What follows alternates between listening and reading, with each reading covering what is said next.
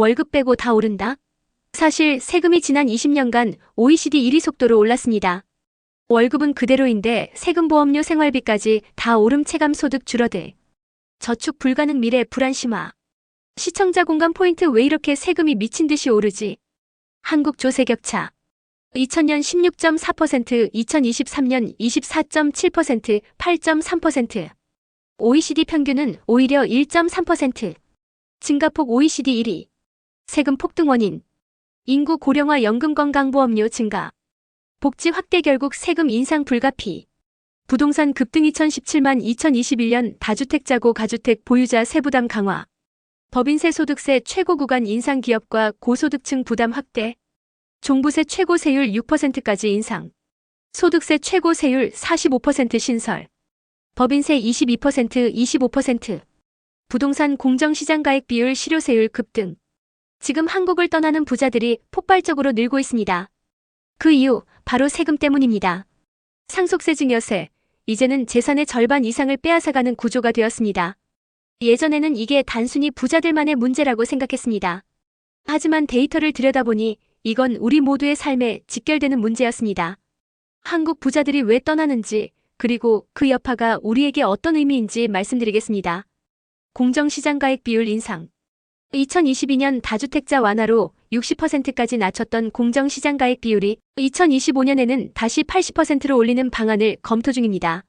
예를 들어 공시가격이 10억 원일 경우 세금 기준이 6억에서 8억으로 바뀌게 되는 겁니다. 상속증여세 강화. 2024년 한국의 상속증여세 수입은 전체 세수의 4.5%를 차지했습니다. 20년 전 1.6% 수준에서 3배 가까이 뛴 겁니다. 상속세 최고 세율은 4,050%, 실질 부담은 60%에 달합니다. 자녀에게 재산을 물려주려면 절반 이상을 내야 하는 구조입니다. 부자 순유출 가속화. 2025년 한국에서 빠져나가는 100만 장자가 2,400명으로 전망됩니다. 3년 만에 6배 폭증한 수치입니다. 빠져나가는 재산만 20조 원, 이는 국가복지지출 337조 원과 비교해도 결코 작은 금액이 아닙니다. 첫째, 세법 개정 소식이 나오면 반드시 공정시장 가액 비율과 공제 항목이 어떻게 바뀌는지 확인하세요. 둘째, 증여 상속을 고려 중이라면 세무 전문가 상담을 통해 절세 구조를 미리 설계하는 것이 필수입니다. 셋째, 단순히 재산을 지키는 것에 그치지 말고 해외 이전 세제 우대국 투자 흐름까지 주시해야 합니다. 부자와 대기업이 한국을 떠나고 있습니다. 문제는 그 빈자리를 우리가 채워야 한다는 겁니다. 소득세, 양도세, 상속세가 없는 나라로 부자들이 몰려갑니다. 남겨진 국민은 점점 더 많은 세금을 내야 하는 구조가 되고 있습니다. 세금은 다 같이 조금씩 내는 것이라고 생각했습니다. 하지만 통계를 보니 실제 구조는 전혀 달랐습니다. 왜 부자와 기업이 떠나면 우리 삶까지 흔들리는지 알려드리겠습니다. 첫째, 한국의 조세 구조는 극소수에게 의존합니다. 통계청에 따르면 상위 10% 고소득자가 전체 근로소득세의 72.2%를, 상위 1%의 기업들이 전체 법인세의 84.5%를 부담하고 있습니다. 즉, 부자와 대기업이 있기 때문에 평범한 서민의 세금 부담이 덜할 수 있었던 겁니다. 둘째, 하지만 부자와 기업의 탈출이 가속화되고 있습니다. 실제로 2023년 반도체 업황이 나빠지자 삼성전자 하이닉스의 법인세가 급감하면서 국가 세수가 크게 줄었습니다. 단순한 실적 악화만으로도 이 정도인데 만약 본사 자체가 해외로 나가면 법인세 수입은 아예 사라지게 됩니다. 셋째, 이미 조짐은 나타나고 있습니다. 국세 통계에 따르면 근로소득세 수입이 사상 처음으로 법인세 수입을 앞질렀습니다.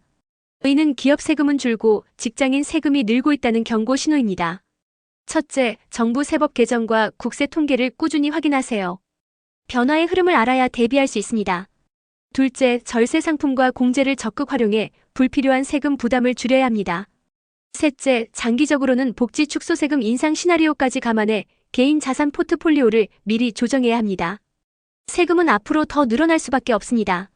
문제는 그때가 오면 이미 늦을 수 있다는 겁니다. 당신의 실질 소득이 줄어들고 모아둔 돈의 가치까지 떨어지는 시대가 오고 있습니다. 예전엔 모두가 다 같이 잘 먹고 잘 사는 시대가 있었습니다. 하지만 지금은 제로섬 게임에 더 가깝습니다. 누군가가 더 가지면 누군가는 반드시 잃어야 하는 구조로 바뀌었습니다. 성장은 둔화되고 복지 지출은 늘어나고 있습니다.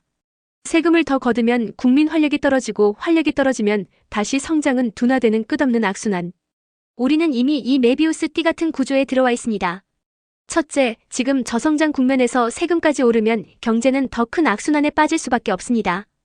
둘째, 연금 재정이 부족해지면 약속된 연금을 못 받을 수도 있고 건강보험 재정이 고갈되면 의료 혜택도 줄어들 수 있습니다. 셋째, 부자 증세를 더하면 탈한국이 가속화되고 그 부담은 결국 서민이 떠안을 수밖에 없습니다. 이미 부자들의 이탈은 역대 최대치를 기록하고 있습니다. 첫째, 지금 모을 수 있을 때 모으고 모은 돈은 가치가 떨어지기 전에 자산으로 바꿔두어야 합니다. 둘째, 국가복지가 줄어들 수 있다는 가정하에 개인 스스로 노후와 의료 대비를 준비해야 합니다. 셋째, 투자 자본과 인재가 국내에 머물 수 있는 환경을 만드는 것이 장기적인 생존 전략임을 잊지 말아야 합니다. 실제로 2023년 반도체 업황이 나빠지자 삼성전자와 하이닉스의 법인세 수입이 급감했고 그 결과 국가 세수도 크게 줄었습니다. 만약 이런 기업들이 아예 한국을 떠난다면 지금 누리는 복지는 유지될 수 없게 됩니다. 현재 직장인의 약 33%는 소득세를 한 푼도 내지 않는 면세자입니다. 그만큼 극소수 고소득자와 대기업이 국가 재정을 떠받치고 있다는 뜻입니다. 부자와 대기업이 떠나면 지금보다 세금을 3배, 4배 내야 복지가 유지될 수 있습니다. 세금은 누군가의 돈을 뺏는 게 아니라 더 나은 사회를 위한 투자여야 합니다. 하지만 투자 기반 자체가 무너지면 우리 모두가 함께 무너질 수밖에 없습니다. 지금 대비하지 않으면 남는 건 세금 폭탄과 복지 축소뿐입니다. 여러분, 지금이 마지막 기회일 수 있습니다. 소득이 줄기 전에, 돈의 가치가 떨어지기 전에 대비하세요. 이 영상을 가족과 지인에게 공유해주세요. 함께 준비해야만 이 위기를 버틸 수 있습니다. 댓글로 여러분의 생각을 남겨주시고 앞으로도 생존에 도움이 되는 영상으로 찾아뵙겠습니다. 시청해주셔서 감사합니다.